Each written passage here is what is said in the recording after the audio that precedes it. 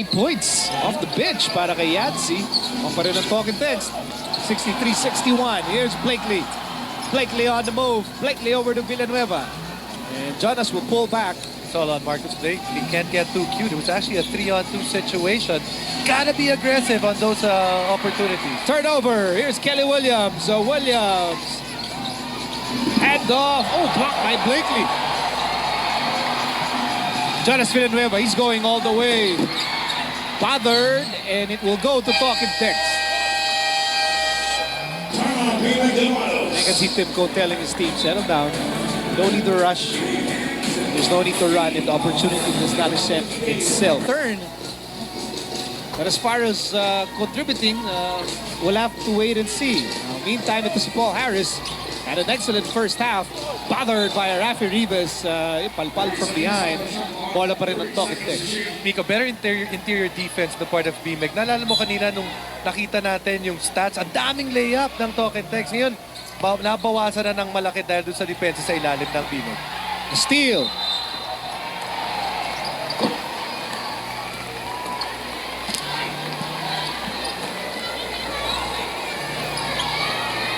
That's a good break para sa talking text because there was only 3 seconds on the shot clock.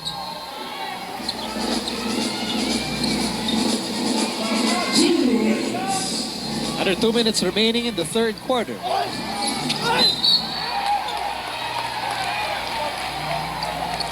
Two free throws para kay Japet Aguilar.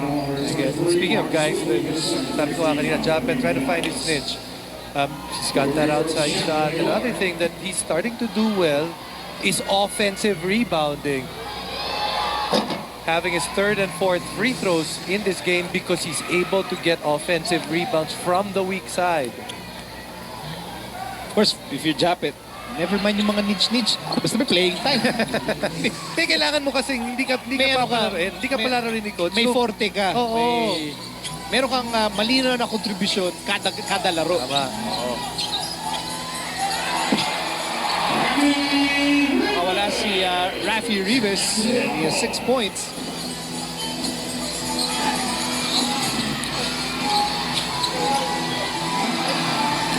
Castro. No go. Wow, bodies flying. Here's Barroca. And he did not see Castro from behind. Pero bola pa rin ang BMEG. They're down by 2. Ang dami ng duck ni Japet. Wala lang bola. But he's active.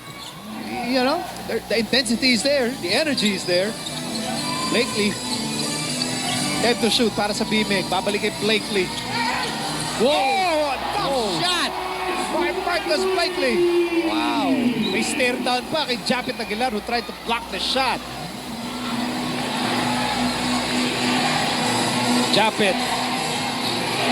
Pasa Harris. We're tied at 65. Larry for three. No, two-pointer. Two-pointer para kay Larry. Still a big shot even if it's just a two-pointer because you can sense yung momentum na punta doon sa BMEG pagkatapos ng tira ni Blakely.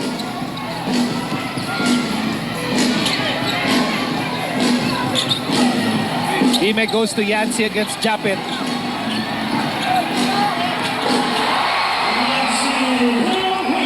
He's been a force. Ilan si Yancy this quarter? 7 points? 7 of his 10 points. 9 points rather. Jimmy for three. Not a good shot. Not a good shot at all. Jimmy knows it. So much time left on the shot clock. They actually had a chance for the last shot of the quarter. The BMEG can write the last sentence on the third chapter. They can grab the lead. 5 seconds to go in the third. Blakely, 3 seconds to go for the lead. No!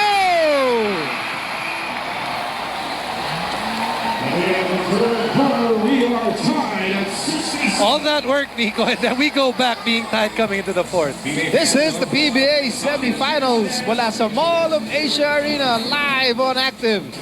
It's been intense. It's been physical. It's been fast. And teams are playing strong. We're tied at 67 sa katabang. Ready to eat ulam para sa masa. Mahal ng masa, ulalam, 15 pesos lang. Welcome to the fourth and final quarter. Paul Harris connects 21 points. First 2 points, Paul Harris, mula nung first half. You know, the thing that when he got that rest, nung tinamaan siya sa ulo, could actually be a blessing in disguise. At least coming into the fourth, he should be much fresher compared to that of Blakely. Ranidel De Ocampo is also back in the building. Ayun, no, may stick si Ranidel. Meantime, here's Paul Harris and a swipe by Blakely. And Blakely picks the ball up. Blakely over to Rafi Rivas.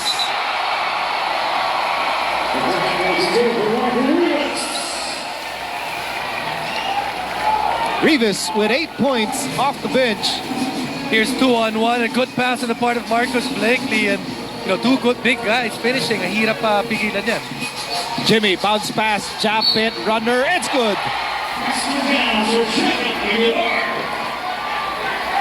Japet Aguilar with positive minutes on the floor. Simple pick and roll. Japet, he attacks the ring from there. Marami na rin puntos. Ito si Japet Aguilar. He's looking at his 8th point. And those are big because the minutes that he played, yun yung mga oras na nawala. Ito si Ranitel. Now we're seeing another possible flagrant foul. Something happened right after that free throw. Ito si Ranidel. He's back, patched up, ready to go. Dinala pa to sa ospital, no? You know, what's funny is the only guys that I saw that were right beside each other were Ranidel and Yancy. You're telling me there is a possible flagrant foul between the brothers? Let's see it again. You can see that, maybe could have been Rivas. Ranidel.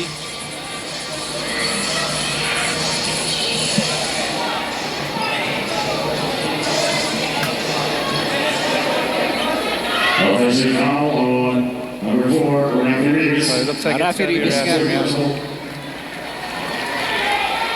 Problem is, bola na dapat ng BMEG yun. So, babalik ang bola. Here's that play.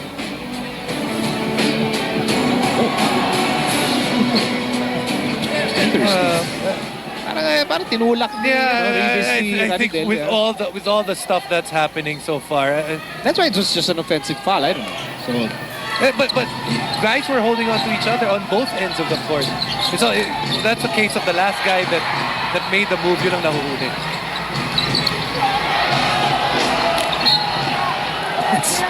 That's Yancy's defense for you. Nakatayo lang. Yun ang problema. Oh. Ang bilis-bilis ni Japet, hindi pa nakagalaw si Yancy. You cannot move if you have no space. It's Ranidel and Yancy at the post. And I'd like to see him actually get the post and try to post up his brother as a three-pointer there mula kay Villanueva. Tied ball game at 72. Harris pulling up. Yung tulakan sa ilalim. Now here's Jonas Villanueva. We are in the early moments of the fourth and final quarter. Blakely, Yancy. Both sides. Maybe there's really no need to complain from both sides because, the referees are letting them play. Marami talaga banggaan. Jonas.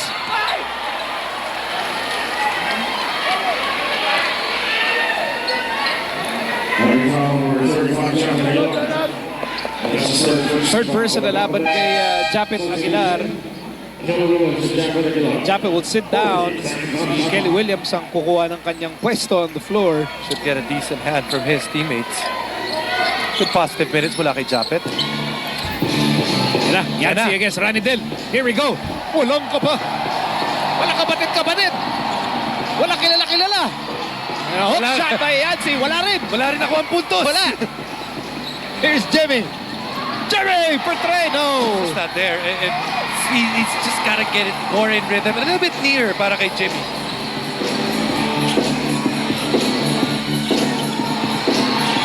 It's import against import. And here's Yancy. Hand off. Pupunta ngayon kay Blakely. Blakely, baseline. Ooh. Blakely is blocked. And the ball almost goes out of bounds. Ayun na. Natuluyan na. That shaded lane, it is brutal. Remember, we had that active center show in which parang gusto ko na bumalik ng PBA. Yoko na! Huwag kang mawawala ng loob. Yoko na! Huwag kang mawawala ng loob. Meantime, here's Kelly Williams. There's a blocking foul laban kay Yancy De Ocampo. Point guard ka naman, bro. Okay na yan. Point guard ka. Happy pangka. Okay dito. Doritos Kelly Williams.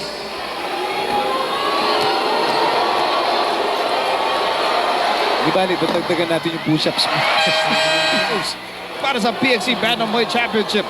July 14, 7 ng gabi sa Inares Sports Arena, Pasig City. Exclusivo via satellite dito sa Active. 9 p.m. ng gabi. Tickets are available at SM Tickets, 470-2222 or sa Ticket World 891-9999.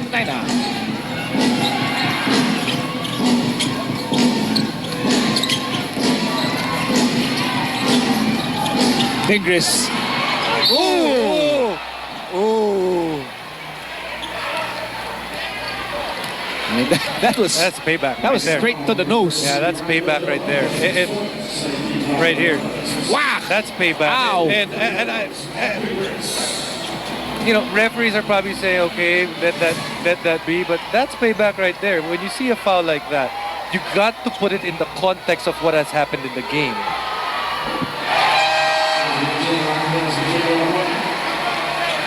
And Ranidel very lucky to have escaped the flagrant right there.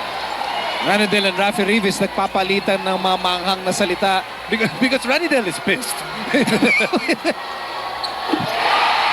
And that is just going to exacerbate the playing conditions in the shaded lane.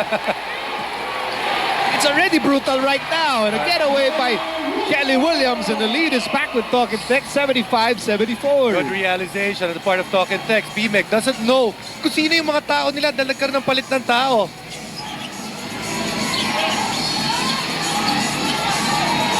Rivas, shot clock down to 10.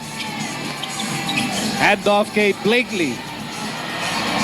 Blakely for three.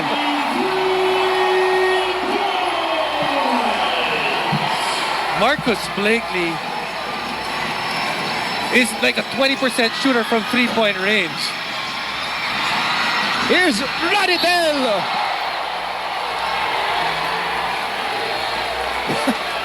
Every time a player goes in the shaded lane, you know this crowd is waiting for something to happen. This time around, it's Ranidel going to the shaded lane and Ping right there in the middle.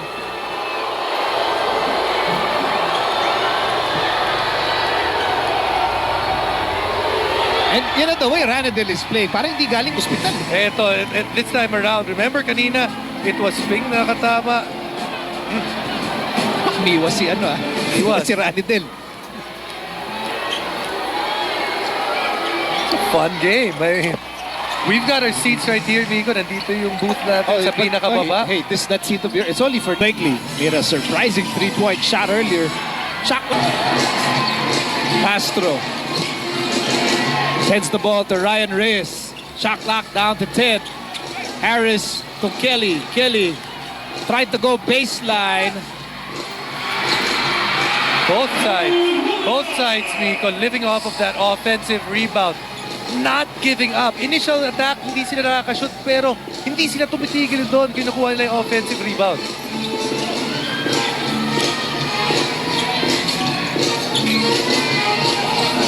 Tigris. Wow, yes.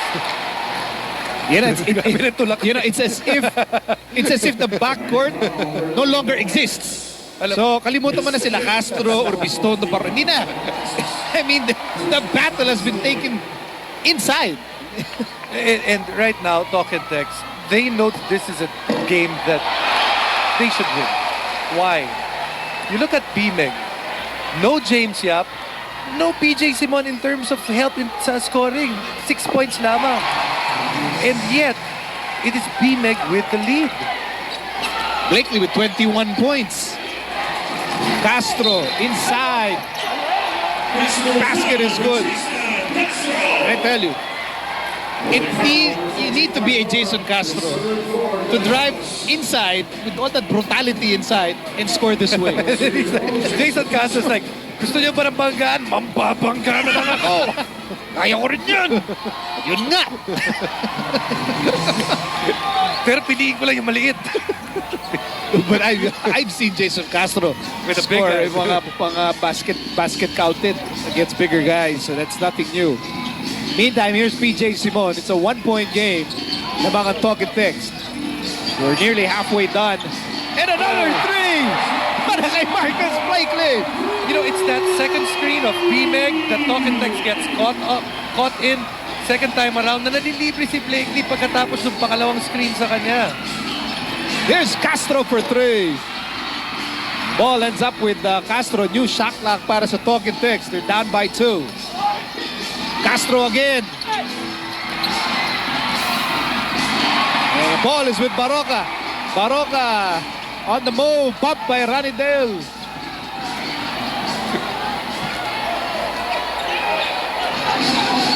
Here's Baroka. Shot clock reads 10. More than halfway done here in the fourth. Baroka inside. That rookie right there has taken the challenge and accepted it and has risen right in that play alone. You can see right, kanina inaatake siya. First off, three-pointer mula kay Blakely. And then after that, Mark Baroka able to score from Jason Castro. He is embracing the opportunity. Mark Baroka, BMEG, lamang ng 4. Lagpas kalahati na tayo dito sa fourth and final quarter. This is the PBA semifinals live on Active. Castro, pasa kay Kelly. Kelly turns around. Rebound, Pigris. Haven't seen what talk and text showed in that first quarter kung saan nakita natin ang dami nilang atake right now. Nawawala yung drive nitong talk and text and kicking out into the outside. Baroka to Yancey. Set shot. No go. Almost another rebound para kay Blakely. And near steal para kay Baroka. And it will stay with talk and text. BMEG, they're up by 4. They're doing this basically without James Yap. Yes, no James Yap. And like we said, an ineffective Peter Jun Simon and No JC Intal. No JC Intal. So this is a game that talk and text should be able, in their minds, should be able to get because of just the personnel problem of BMEG. So timeout para sa BMEG. Eksaktong 5 minuto na titira. James Yap, we don't expect him to return. But we'll be back in a moment.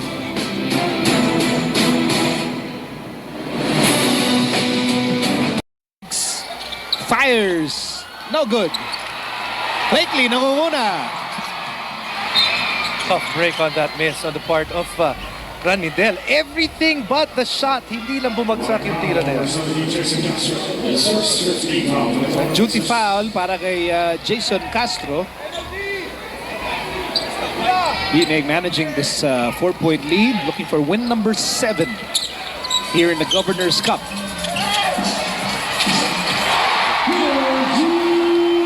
BMEG needs that scoring from that shooting guard position. Peter Jun Simon, just a simple play curling out of that screen.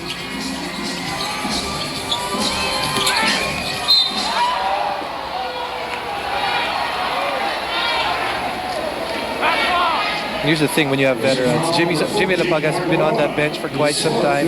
He knows what the makeup of their team is. He knows what they need. They need a guy that's going to be aggressive from that guard spot going to the basket. You see him settling for a lot of three-point shots today, but now that it's winning time, at nakakita niya na, uy, kailangan natin to. You see the first thing that he did, he attacked the lane and he gets to the free throw line.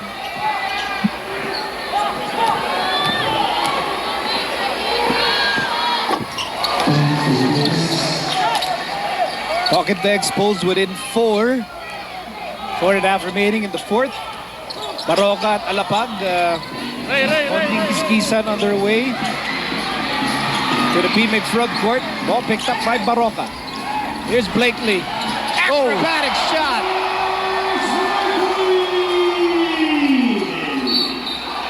Blakely now with 26 points.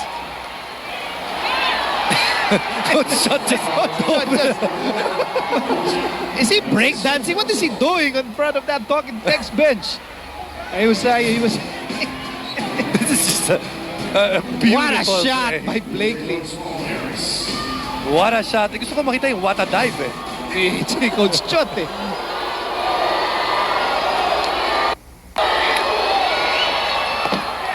Kaso mo ng free throw ni Paul Harris.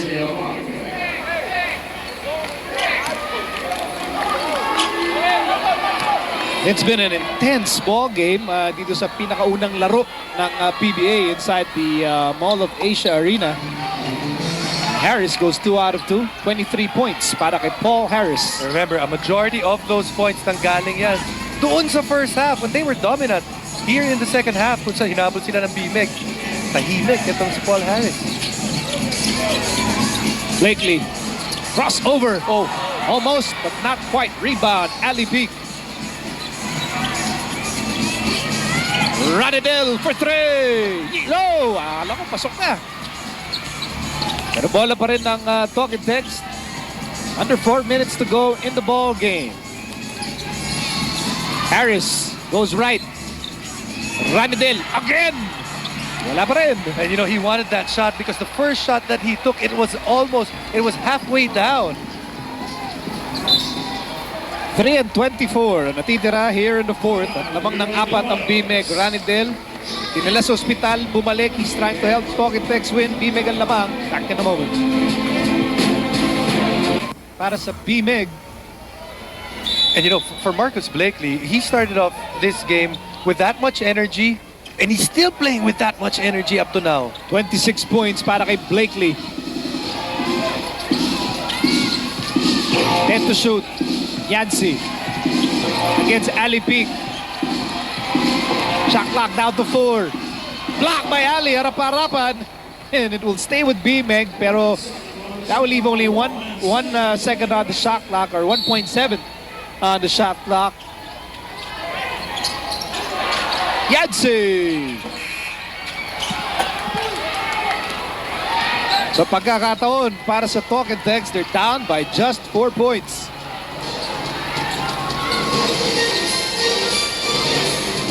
Twelve to shoot. Radidel has the ball. Radidel gets away. And he misses. Wow. Ali misses. Harris is blocked. You know, the opportunities are there para sa talk and text. You see that first attempt by Radidel just did not fall. The score is the free throws, Paul Harris.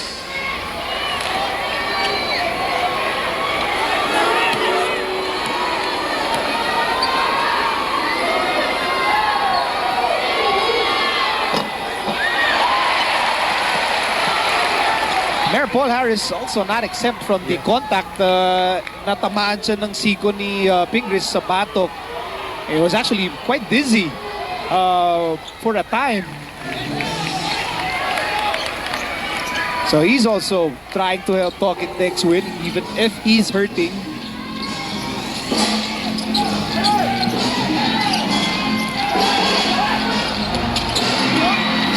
Here's Simon, 8 to shoot.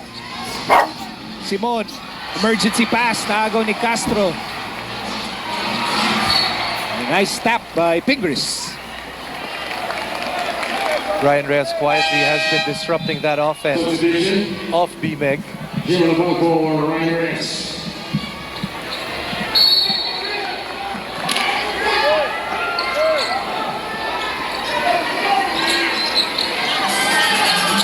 We're approaching the last 2 minutes of the fourth. Harris fires the three. New shot clock. And a couple of key offensive rebounds para kay Ali Peak dito sa fourth. Radidel. With nowhere to go. But he got the ball back. Shot clock continues to run. Jimmy to Ali. Ali Big. No go. Chances were there para sa Talk and Text. It's actually 2 cracks at the basket in that trip down the court. 1:37 remaining in the ball game. This offense of BMEG matagal mag-set up ngayon. Look at the shot clock, down to 5. They haven't even started yet. Here's Yancy. And Barroca got the offensive rebound and he was fouled. That is a huge offensive rebound. Credit first. Mark Pingris, he kept the ball alive. Tapos si Mark Barroca, nahabol yung bola to be able to get that clean up that offensive glass.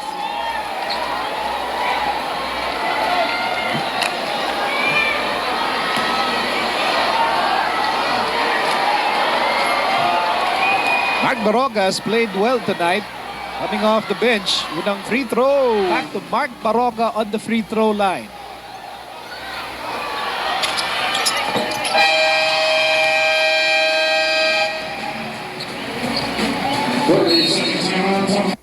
So BMEG lamang 91-87 with a minute and 24 remaining in the ball game. A lot. Fourth personal laban kay Pingris. Mark Pingris just going. Sige, tingnan mo yung tape. Tingnan mo yung tape.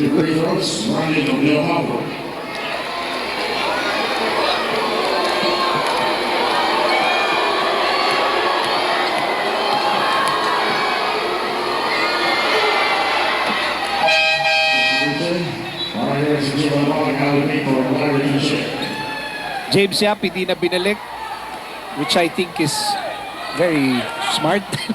And Grabe tulakan dito eh. And considering, you know, Miko, itong semifinals, dikit-dikit yung laro mo. You're gonna have a rest day every now and then, but generally, It's not stop. yeah.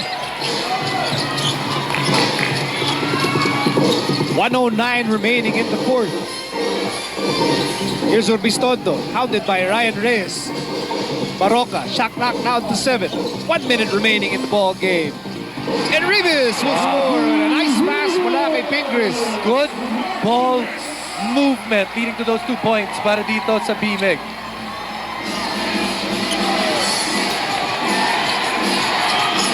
Castro. Wow. Marcus Blakely, this is a guy that does everything on the court. He scores, he blocks shots, and guess what? He causes turnovers via steals. First time around, good ball movement, people movement, score movement para dito sa BMEG. Next time around, look at the defense of Marcus Blakely. Quick hands leading to a turnover para dito sa BMEG. And all of a sudden, 43 seconds, they've got a 5-point lead.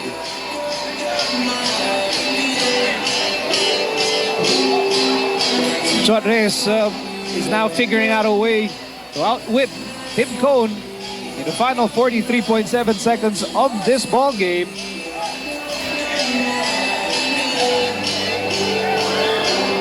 Now they're checking right now the referees are checking the out of bounds play. It's an opportunity. Yes, Coach Tim Cone has this opportunity to talk to his guys. Pero huli na. Tagal siya nang kakausapin eh. He's trapped. He's trapped. It's Talking Tex basketball. They're going to take a look at this, and it actually happened right in front of us. And if I'm not mistaken, I did see it come off the knee of Ranidel de Ocampo. See what happened right here. See right there, it does come off the knee of Ranidel.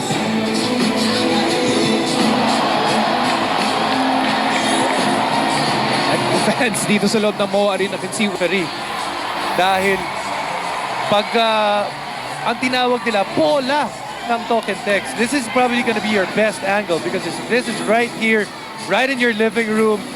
Where does it hit? And Tim is having a timeout at center court.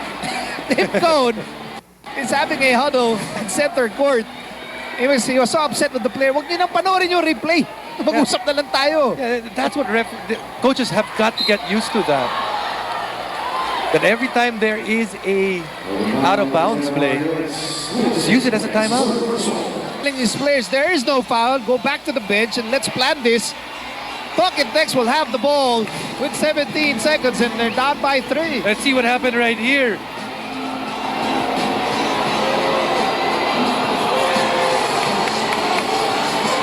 Seen much more contact within the game, and it seems that Barroca, expecting the foul, instead of playing till you hear the whistle. Back in a moment.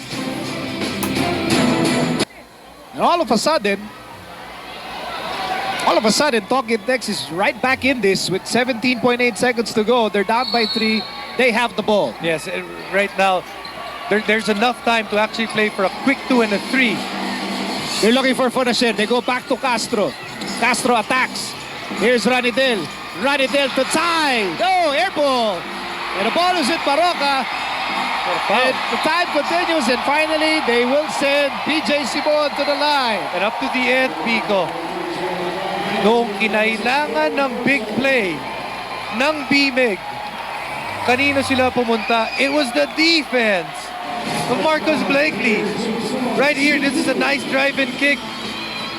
Caridel thought he was free, pero ang bilis mag-recover. Nito si Blakely still able to block that shot.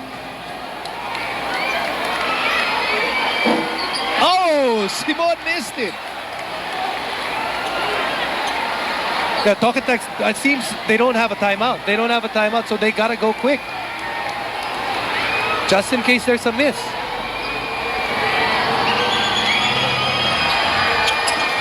Oh, he missed it. Oh, but Ranidel lost the ball. They're gonna take a look at this. They're gonna take a look at this, but from our vantage point, parang tumama sa ulo ni Ranidel.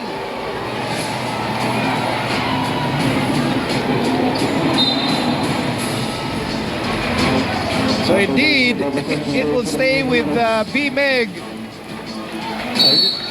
Just put it in.